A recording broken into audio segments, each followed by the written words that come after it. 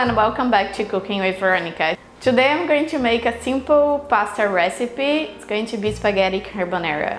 As you may know, I'm Brazilian, but my family background includes one part Italian.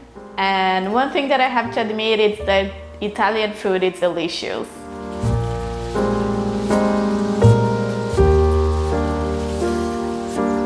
Here are the ingredients we will need.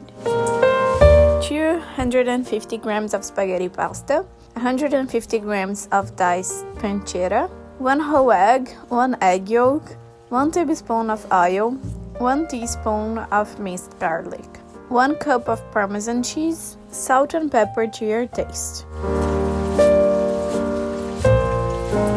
First, we'll put water to a pot and let it boil. While we wait for the water to boil, we will start preparing the other ingredients.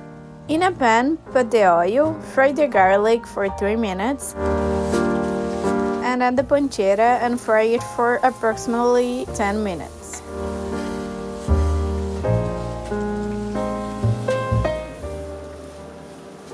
Turn off the heat and wait until the pasta is done. Add the pasta to the water and let it cook until it is al dente.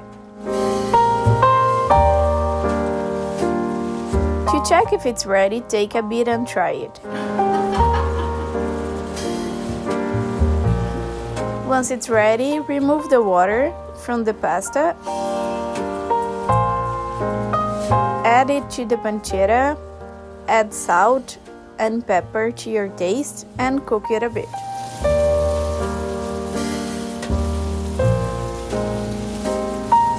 Then turn off the heat.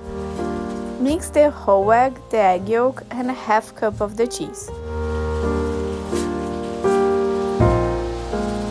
Add the mix to the pasta, mixing it. Now it's time to serve, and add a bit of the Parmesan cheese on top of our pasta.